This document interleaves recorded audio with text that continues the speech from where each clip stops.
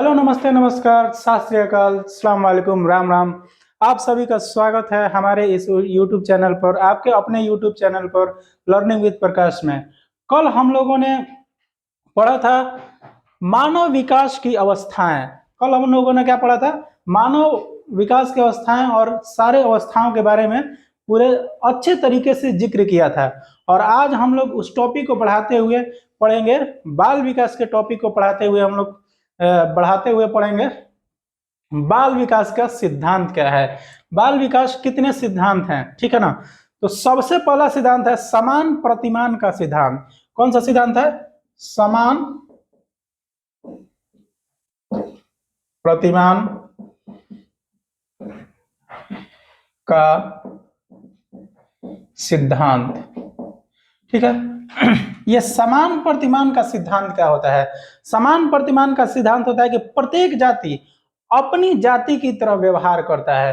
प्रत्येक जाति क्या करता है? अपनी जाति की तरह ही व्यवहार करता है। यानी प्रत्येक जाति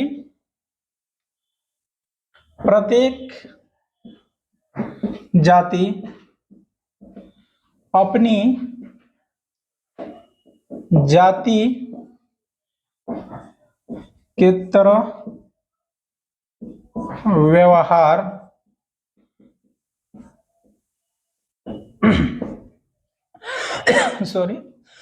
व्यवहार करता है। कहने का मतलब यह है कि प्रत्येक जाति अपने जाति की तरफ, जैसे कि हाथी हाथी की तरह व्यवहार करेगा, ठीक है। जैसे हाथी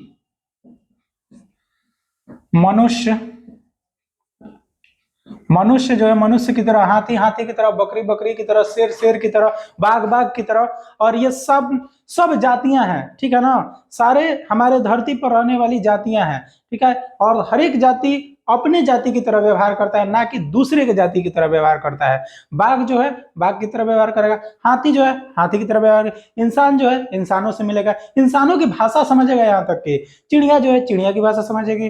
जो बाघ है, जो चिल कौए गिद्ध जो भी है यहाँ पर हमारे धरती पर जो भी है, वो सब लोग अपने अपने जातियों की भाषा समझते हैं, अपनी अपनी जातियों से अभिव्यक्त करते हैं, अपनी अपनी जातियों से क्या करते हैं?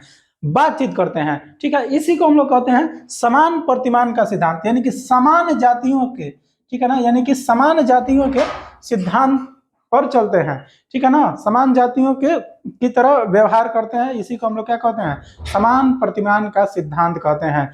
उसके बाद होता है दूसरा अवस्था है हमारा निरंतरता का सिद्धांत। निरंतरता का सिद्धांत। चैनल को सब्सक्राइब कर लीजिएगा, बेल आइकन को प्रेस कर दिया। रोज हमारी क्लास होती है इस यूट्यूब चैनल पर, और आप लोग को इससे संबंधित जितने भी इंपॉर्टेंट क्वेश्चन है वो सारे क्वेश्चन आपको इस यूट्यूब चैनल पर करवा दिया जाएगा, ठीक है। निरंतरता का सिद्धांत क्या होता है? निरंतरता का सिद्धांत होता है कि ये जो विकास है वो निरंतर चलने वाली एक प्रक्रिया है। हम लोग बाल विकास में पढ़े होंगे।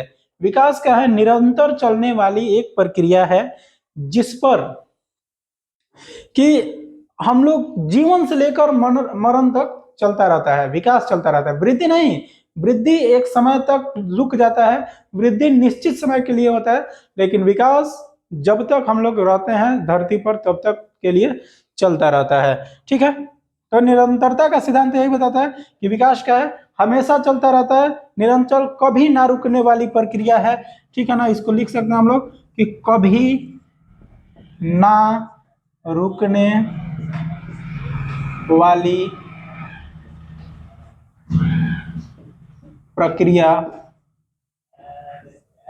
है, ठीक है। विकास कभी ना रुकने वाली प्रक्रिया है। हाँ, ऐसा हो सकता है कि किसी अवस्था में धीमे हो जाए, किसी अवस्था में क्या हो जाए? तेज हो जाए। ऐसा होता है, बिल्कुल होता है। कभी कभी देखिए, किशोरावस्था में क्या होता है? विकास तेजी से होता है बच्चों में, शारीरिक विकास हो या फिर मानसिक विकास हो। लेकिन वही इससे पहले का जो अवस्था होता है जो बाल्यावस्था का जो उत्तर बाल्यावस्था होता है, बाल्यावस्था का जो दूसरा पार्ट होता है उत्तर बाल्यावस्था, उसमें क्या होता है थोड़ा सा मंद गति से हो जाता है उसका विकास।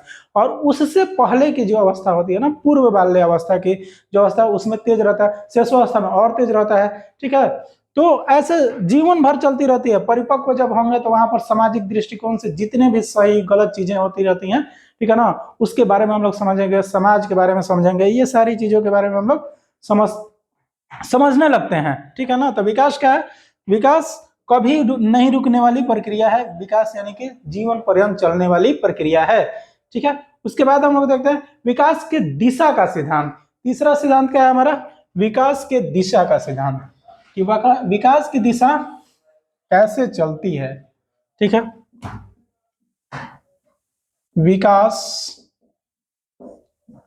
के दिशा का सिद्धांत। आज हम लोग सिर्फ सिद्धांत पढ़ेंगे यहाँ पर इस वीडियो में। जितने भी बाल विकास के सिद्धांत है आज पूरे के पूरे तरीके से आपका क्लियर हो जाएगा, और इस पर जितने भी क्वेश्चन आएंगे हम आपको बनवा देंगे। फिर उसके बाद आपको पढ़ने की कोई आवश्यकता नहीं है, इस टॉपिक को तो पढ़ने की आवश्यकता नहीं पड़ेगी। ठीक है, कहा जाता है कि विकास की दिशा कैसे चलती है। तो देखिए, शीर्षोगामी उसका नाम है, शीर्षोगामी या सिर से पैर की ओर।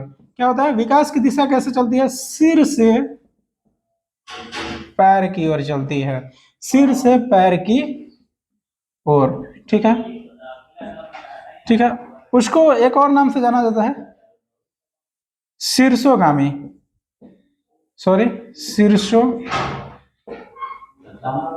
ठीक है, शीर्षोगामी। ठीक है ना, शीर्षोगामी भी कहीं कहीं लिखता है। ठीक है, शीर्षोगामी या फिर सिर से पैर की ओर क्या होता है? देखिएगा, हम लोग देखते हैं जब छोटा बच्चा रहता है, इतना छोटा बच्चा रहता है, जब जन्म बच्चा लेता है, जब बच्चा जन्म लेता है तो वहां पर उसके सिर जो होता है ना सबसे बड़ा होता है, उसके धड़ से सर उसका क्या होता है? बड़ा होता है। ठीक है, यानी कि सबसे बॉडी का सबसे बड़ा पार्ट कौन सा होता है? सिर होता है, यानी कि सिर होता है। सिर जो है वो कितना गुना बड़ा होता है? कभी कोई क्वेश्चन पूछता है आपसे कि जो उसके शरीर से सिर का जो ये साइज है वो कितना बड़ा होता है, तो ये आपका होता है 1/4, यानी कि 4 गुना बड़ा होता है। सिर उसके बॉडी से 4 गुना बड़ा होता है। ठीक है, तो हम लोग यहाँ पर 4 गुना बड़ा होता है, लेकिन अभी है, अभी अभी नहीं ना है, अभी हम लोग का सिर हमारे बॉडी से 10 गुना छोटा है। ठीक है, यानी कि जब बच्चा 10 साल का होता है ना तो उसका सिर क्या होता है? बॉडी से 10 गुना छोटा हो जाता है। इसीलिए देखिएगा छोटा बच्चा रहता है तो उसका सर नहीं ऐसे ऐसे घूमते रहता है, सर बंधाया नहीं रहता है। ठीक है, और छोटे बच्चे को जब हम लोग गोद में उठाते हैं, मैंने जो जन्म लिया रहता बच्चा है, नया नया शिशु जो रहता है, उसको उठाते हैं तो हम लोग क्या कहते हैं कि सर में हाथ लगाकर उठाइएगा। ठीक है, क्या कहा जाता है? सर में हाथ लगा, क्योंकि उसका सर बड़ा रहता है उसके बॉडी से, और सर का ये जो मांसपेशियां हैं वो क्या हो सकती हैं? मांसपेशियां वो लचक सकती हैं। ठीक है, इसीलिए कहा जाता है कि सर में हाथ लगाकर बच्चे को उठाना चाहिए। और धीरे धीरे, अभी तो मांसपेशियां भी नहीं है ना उतने अच्छे तरीके से हुई, फिर धीरे धीरे ये हाथ किस पर, कहां से आ रहा है? सर से। देखिएगा, सर से सर, जैसे जैसे बच्चा बड़ा होगा, यानी कि जैसे जैसे बच्चा परिपक्व होगा वैसे वैसे क्या होगा बच्चे में, वो सर से होकर पैर तक उसका डेवलपमेंट होगा, यानी कि परिपक्वता आएगा। ठीक है, सर के बाद यहाँ पर क्या होगा? ये हाथ, ये बाजू बंधाता है। फिर उसके बाद क्या करता है? बच्चा बैठना शुरू करता है। ठीक है, बच्चे क्या करते हैं? बैठना शुरू करते हैं तो कमर उसका बंधाता है। ठीक है, फिर उसके बाद क्या होता है कि धीरे धीरे बच्चे चलते हैं, यानी कि नीचे से पावर कर, 9 महीने में बच्चे क्या करते हैं? नीचे से पावर पावर कर चलने लगते हैं। फिर उसके बाद क्या करता है? उनके पैर पर कंट्रोल आता है, कुछ कुछ पकड़ के चलने लगते हैं, और धीरे धीरे ऐसे ऐसे करते करते सिर से पैर की ओर उनका क्या हो जाता है? सिर से पैर की ओर उनकी डेवलपमेंट हो जाती है। इसी को हम लोग कहते हैं सिर से पैर की ओर विकास होना। ठीक है, समझ गए सिर से पैर की ओर क्या होता है? विकास होना। ठीक है, उसके बाद हम लोग देखते हैं सामान्य से विशिष्ट की ओर। उसके बाद होता है सामान्य से विशिष्ट की ओर। ये तीसरा नंबर था, ये चौथा देखते हैं हम लोग। सामान्य से विशिष्ट की ओर, विशिष्ट की ओर। अब ये क्या होता है, सामान्य से विशिष्ट की ओर। सामान्य और विशिष्ट क्या है, सामान्य मतलब होता है जनरल और विशिष्ट का मतलब होता है स्पेसिफिक, ठीक है, यानी कि जनरल टू स्पेसिफिक, ठीक है। तो जब बच्चा छोटा रहता है ना, जब बहुत छोटा रहता है बच्चा, तो बड़ा सामान्य सामान्य चीजें करना सीखता है जो अपने परिवेश में देखता है, ताकि हम लोग उसके चीजों को आसानी से समझ पाए, ठीक है। जैसे बोलना हो गया, चलना हो गया, उठना हो गया, बैठना हो गया, ये सब चीज तो सामान्य चीजें हैं, जो कि सारे लोग करते हैं, ठीक है। यहाँ का लड़का हो, कहीं का लड़का हो, हम लोग भी जब बचपन में थे तो धीरे धीरे सामान्य कार्य करके ही हम लोग क्या किए हैं, विशिष्ट कार्यों को किए हैं, ठीक है। सामान्य कार्य करके ही क्या किए हैं, विशिष्ट कार्यों को हम लोगों ने किया है। ये हमेशा चलता रहता है, ठीक है। सामान्य से विशिष्ट की ओर सदैव, कभी भी जो बाल विकास होगा ना, बालकों का विकास होगा, वो सदैव कैसा होगा, सामान्य से विशिष्ट की ओर होगा, ठीक है ना। ये सदैव होगा, सदैव मतलब समझ रहे हैं ना, सदैव मतलब होता है हमेशा, हमेशा बालकों का जो विकास होगा सामान्य से विशिष्ट ही होगा। अगर ऑप्शन में विशिष्ट से सामान्य दे दिया तो वो गलत होगा, ठीक है। क्या होगा, सामान्य से विशिष्ट होगा, ठीक है। उसके बाद देखते हैं पूर्वानुमान का सिद्धांत। पूर्वानुमान का सिद्धांत क्या कहता है, जैसा कि नाम से पता चल रहा होगा, पूर्वानुमान का सिद्धांत, पूर्वानुमान, पूर्वानुमान, पूर्वानुमान, पूर्वानुमान का सिद्धांत ये क्या कहता है, देखिए पूर्वानुमान का सिद्धांत क्या होता है, इसमें ना बच्चे का जो एक तरह से अनुमान लगाया जाता है कि बच्चे जो छोटे हैं तो वो क्या है, आगे चल के क्या करेंगे, ठीक है ना। क्योंकि कहा जाता है ना, एक कहावत है कि बच्चे का लक्षण पालने में ही पता चल जाता है। तो वही बात है कि बच्चा जब जन्म लेता है या फिर शिशुअवस्था में जो प्रतिक्रिया देता है, जो कार्य करता है, तो उससे लोग अपना अंदाजा लगाते हैं कि बच्चा चल के ये कार्य करेगा, वो कार्य करेगा, हाँ ठीक है ना। तो ये थोड़ा सा इस सिद्धांत में कहा गया है, ठीक है। विकास की जो अनुमान लगाने की, विकास किस दिशा में हो रही है सबसे ज्यादा, जैसे बच्चा क्या होता है कि देखिए बचपन में इंजीनियरिंग करने लगता है लोग, तो बचपन में जब बच्चा इंजीनियरिंग करने लगेगा ना, तो लगता है कि ये जाके आगे मिस्त्री बनेगा या फिर इंजीनियर बनेगा। तो ये सब चीजें पूर्वानुमान के अंतर्गत आ जाएंगे, ठीक है। उसके बाद हम लोग देखेंगे देखेंगे यानी कि इसका मतलब है भविष्यवाणी करना। पूर्वानुमान का मतलब क्या है कि बालक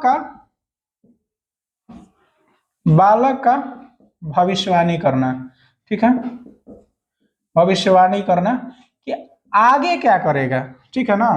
कैरियर से रिलेटेड हो, कार्य से रिलेटेड हो, व्यवहार से रिलेटेड हो। देखिएगा बचपन में जो बच्चा चिड़चिड़ा एकदम होता है ना, तो बचपन में कहते बहुत चिड़चिड़ा लड़का है, हाँ। हम लोग के गांव में बोला जाता है कि ये लड़का अभी से इतना खिसिया रहा है, तो आगे चल के समझ जाइए कि पक्का झगड़ाउन होगा।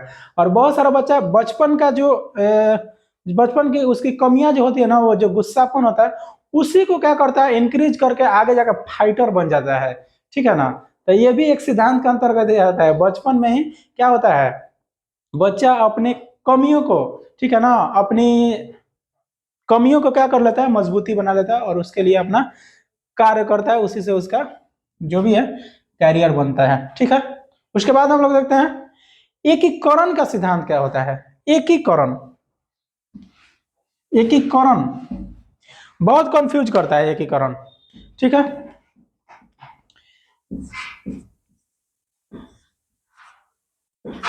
एकीकरण का,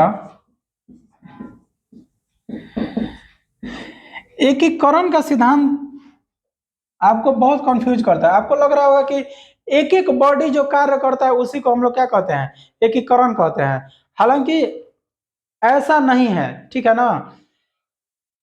एक एक बॉडी कार्य कर, एक एक बॉडी का पार्ट काम नहीं करता, सारे बॉडी का हाथ पैर दोनों मिलाकर जो कार्य किया जाए ना, उसी को हम लोग एकीकरण का सिद्धांत कहते हैं। यानी कहने का मतलब कि हाथ पैर दोनों को एक साथ चला रहे हैं, ठीक है ना। हाथ और पैर, हाथ और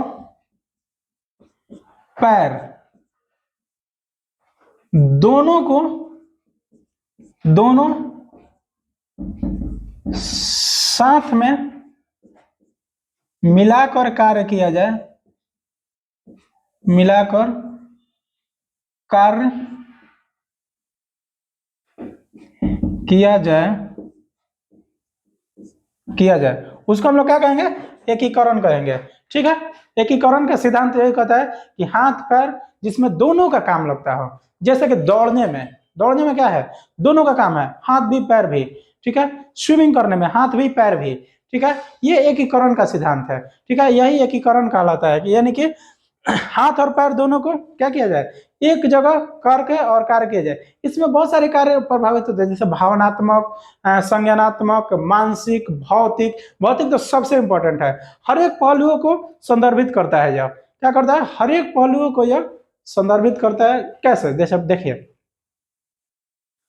मानसिक कार्यों को कैसे कर, जैसे आपके दिमाग में कुछ बात आया, ठीक है, तो आप उसके लिए कार्य कीजिएगा, कहीं जाइएगा, कुछ कीजिएगा, चाहे कोई भी कार्य हो।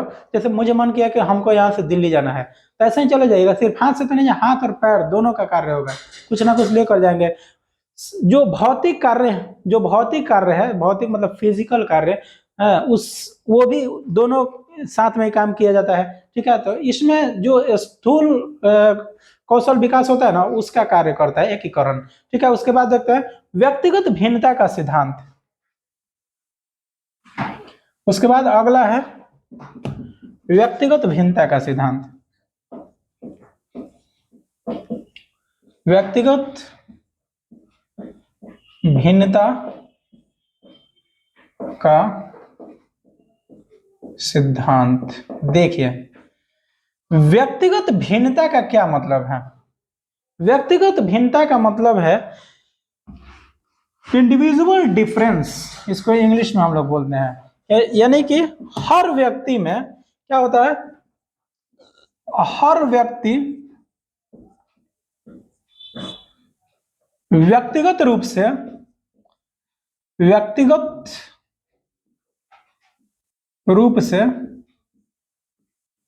एक दूसरे से क्या है?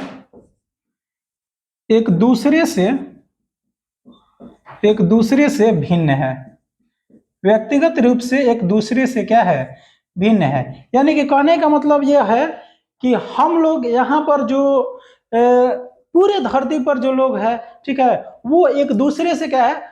अलग अलग है। ठीक है, यहाँ तक कि फेस तक नहीं मिलता है, ब्लड ग्रुप भी नहीं मिलता है। जुड़वा बच्चा है तो ब्लड ग्रुप नहीं मिलेगा। ठीक है, मानसिक क्षमता वो भी अलग अलग है, मानसिक बुद्धि वो भी अलग अलग है, संज्ञानात्मक बुद्धि वो भी अलग, शारीरिक स्ट्रक्चर वो भी अलग अलग है, फेस का स्ट्रक्चर वो भी अलग अलग, कार्य करने की क्षमता वो भी अलग अलग है। यानी कि कहने का मतलब कि सारा चीज अलग अलग है। ठीक है ना, ऐसा नहीं है कि हम बहुत अच्छा खेलने में हैं तो क्या है कि बहुत अच्छा पढ़ने में भी होंगे, और ऐसा भी नहीं है कि अगर खेलने में अच्छे हैं तो पढ़ने में खराब होंगे, ऐसा भी नहीं है। यही कहता है कि जैसे रमेश है और मुकेश है, ठीक है, तो रमेश को पढ़ने में बिल्कुल मन नहीं लगता है, और मुकेश को पढ़ने में मन लगता है लेकिन खेलने में मन नहीं लगता है। रमेश को खेलने में मन लगता है, ठीक है, और मुकेश को पढ़ने में मन लगता है। तो कहने का मतलब कि ये सारे लोग जो है वो क्या है? वो व्यक्तिगत भिन्नता है। यानी कि कहने का मतलब कि हर एक व्यक्ति अपने आप में भिन्न है, और हर लोग कोई ना कोई कार्य करके भेजता है। जब जब हमारा जन्म होता है ना, उसी वक्त से व्यक्तिगत भिन्नता होती है हमारे अंदर। ठीक है, क्योंकि देखिएगा, जब जन्म लेता है बच्चा, तो बच्चे का तो सबसे पहले उसका जो फेस है वही अलग अलग होगा। एक ही माँ बाप का लड़का फेस अलग अलग रहता है। जरूर कुछ ना कुछ अलग रहेगा। अगर मान लीजिए कि भाई ट्विंस भी हो गया तो ब्लड ग्रुप अलग हो जाएगा। ठीक है, ब्लड ग्रुप अलग अलग अगर नहीं हुआ, अगर वो भी सेम हो गया तो क्या होगा? तो उसकी बौद्धिक स्थिति भी अलग अलग होगी। बौद्धिक स्थिति भी मान लीजिए कि एगो हो गया, तो फिर उसके बाद उसके कार्य करने की क्षमता अलग अलग होगी। यानी कि कहने का मतलब कि कुछ ना कुछ अलग होगा ही होगा। ठीक है, इसी को व्यक्तिगत भिन्नता का सिद्धांत कहा जाता है, और बाल विकास के सिद्धांत में इसको पढ़ना है हमको। ठीक है ना, हर बालक का विकास क्या होता है? यानी कि हम लोग कभी ना कभी बालक ही थे ना, तब अभी जा करना युवा हो गए, या जो भी होगा, बालक से ही नहीं युवा होता है आदमी। यानी कि मनुष्य का, मानव का यह सिद्धांत है कि हर एक लोग अलग अलग होता है, और लोग धार्मिक रूप से भी यहाँ तक कि अलग होता है। ठीक है, संवेगात्मक और संज्ञानात्मक और भावनात्मक रूप से तो अलग होता ही है। ठीक है, समझ गए व्यक्तिगत भिन्नता का सिद्धांत क्या होता है। एक भी डाउट नहीं रहेगा आपका, यहाँ पर सब चीज क्लियर करवा दिया जाएगा और साथ में क्वेश्चन भी करवा दिया जाएगा। आप लोग चैनल को सब्सक्राइब कर दीजिएगा और लाइक कर दीजिएगा। उसके बाद देखते हैं वर्तुला आकार। वर्तुला आकार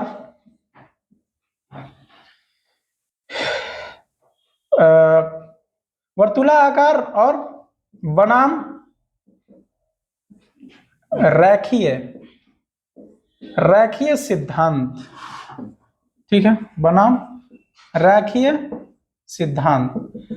देखिए वर्तुला आकार बनाम मतलब होता है वर्सेस जो होता है ना, इसमें कभी भी सिद्धांत जो होता है रैखीय नहीं होता है, लेकिन कभी बहुत बार ऑप्शन में आपको देखने को मिलेगा कि जो बालक का विकास है वो रैखीय होता है। रैखीय का मतलब होता है क्या होता है और वर्तुला का मतलब क्या होता है। देखिए वर्तुला का मतलब होता है ऐसे 360 डिग्री, ठीक है, और रैखीय का मतलब होता है कि एक लाइन में। ठीक है ना, यहाँ पर ये 360 डिग्री डेवलपमेंट, ठीक है, और ये एक लाइन में। अब एक लाइन में होना संभव है, मान लीजिए कि अभी हम 2 साल के हैं, ठीक है, तो 2 वर्ष में भी उतना ही बुद्धि है, और 4 साल में भी उतना ही बुद्धि, और 10 साल में भी उतना ही, और 50 साल में भी उतना ही बुद्धि होगा। बुद्धि तो बढ़ेगा ना, कोई भी लड़का होगा तो बुद्धि बढ़ेगा, बिल्कुल जाहिर सी बात है बुद्धि बढ़ेगा। ठीक है, लेकिन यहाँ पर देखिए 360 डिग्री बुद्धि कहने का मतलब क्या है। देखिए अभी न्यू एजुकेशन पॉलिसी में हमारा इसी पर ज्यादा जोर दिया गया है। न्यू एजुकेशन पॉलिसी में जो जोर दिया गया हमारा सबसे ज्यादा 360 डिग्री डेवलपमेंट पर जोर दिया गया है। ठीक है, यानी कहने का मतलब कि हर तरफ से होलिस्टिक डेवलपमेंट जिसको कहते हैं, ठीक है ना, होलिस्टिक डेवलपमेंट। ठीक है, होलिस्टिक डेवलपमेंट करवाने पर क्या किया गया है, जोर दिया गया है। ठीक है, होलिस्टिक डेवलपमेंट मतलब हर तरह से, यानी बच्चा खेलने में भी हो, पढ़ने में भी हो, हर चीज करने में तेज होना चाहिए। ठीक है, तो इसी को हम लोग कहते हैं, जब बाल मनोविज्ञान हम लोग पढ़ाते हैं, हम लोग टीचर बनने जा रहे हैं, और टीचर बनने जाएंगे तो ये वर्तुला आकार के सिद्धांत पर कार्य करना पड़ेगा हम लोग को। ठीक है, ना कि रैखीय एक चीज में बच्चा तेज है तो अगला चीज में भी तेज होना चाहिए। हाँ, ये आपका होलिस्टिक डेवलपमेंट बताता है। ठीक है, उसके बाद देखते हैं हम लोग कि अंतर संबंधी विकास का सिद्धांत। ठीक है, यहां समझ गए क्या होता है वर्तुला और रेखीय। ठीक है ना, वर्तुला आपका होता है कि हर तरीके से विकास करना, यानी कि सार्वभौमिक विकास करना, और रेखीय होता है कि एक लाइन में विकास होता है। बच्चा 2 साल के भी है तो उतना ही हुआ, बच्चा 3 साल का भी है तो उतना ही हुआ, 10 साल का है तो उतना ही बुद्धि है, हर चीज 50 साल के भी है तो उतना ही बुद्धि है, ऐसा संभव नहीं है। इसीलिए विकास कभी भी क्या होता है वर्तुला आकार में, यानी कि सार्वभौमिक विकास होता है। ठीक है ना, सर्वगुण संपन्न बनाना रहता है हमें बच्चे को।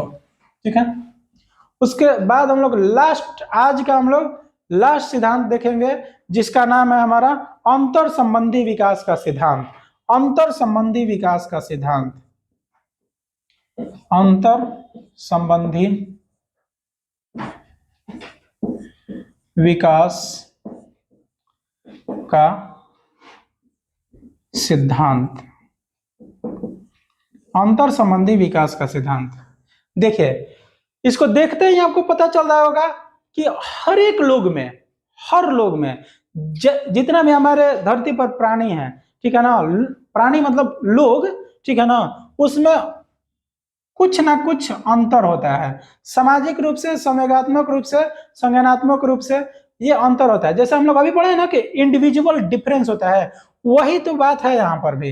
अंतर संबंधी विकास का सिद्धांत क्या है, वही यहाँ पर बात है, अंतर संबंधी, यानी कि एक दूसरे से क्या होगा, अंतर होगा। ठीक है ना, हमारे और आप लोग में अंतर होगा। हो सकता है कि हमें बहुत कुछ आता हो, आपको कुछ नहीं आता, कुछ नहीं आता हो सकता है कि आपको जो वो आता हो जो मुझे नहीं आता हो। इसीलिए हम लोग का चैनल का नाम भी है लर्निंग, यानी कि सीखेंगे किसके साथ, हम आपके साथ और आप हमारे साथ। ठीक है ना, तो ऐसे करके हम लोग सीखते चलेंगे और हर एक टॉपिक को क्लियर करते चलेंगे। अभी सीटेट, बीटेट, एस्टेट और जो भी यूपी टेट है, डीएसएसबी, केवीएस, सबके टॉपिक को हम लोग क्लियर करते चलेंगे। और क्या करेंगे, यहाँ पर सबका क्वेश्चन लगाते चलेंगे। क्वेश्चन लगाना इंपॉर्टेंट है, क्वेश्चन नहीं लगाएंगे तो हमारे अंदर कॉन्फिडेंस नहीं आता है। थ्योरी तो पढ़ लिए हैं, लेकिन क्वेश्चन लगाना बहुत इंपॉर्टेंट है। तो इसी चैनल पर आपको क्वेश्चन भी करा दिया जाएगा। बाकी जो भी कॉम्पिटेटिव एग्जामिनेशन है आपके, जैसे सीपीओ का हो गया, आपके एसएससी का, ये सब का भी क्वेश्चन आपको करवाया जाएगा। बिहार पुलिस का एग्जाम हो गया, ठीक है। सारे कॉम्पिटेटिव एग्जामिनेशंस का तैयारी हमारे इस चैनल पर करवाया जाएगा और क्वेश्चन भी करवाया जाएगा। अभी हम लोग का ऑफलाइन कोचिंग पहले से चलता है और ये ऑनलाइन की तरफ हम लोग रुख किए हैं। आप लोग का सपोर्ट का जरूरत है, ठीक है। सपोर्ट कीजिए, जितना अच्छा से अच्छा कंटेंट दिया जा सके, जितना अच्छा से अच्छा पढ़ाया जा सके, आपको पढ़ाया जाएगा, ठीक है। हम लोग मिलते हैं अगले वीडियो में एक नए टॉपिक के साथ। तब तक के लिए धन्यवाद, नमस्कार।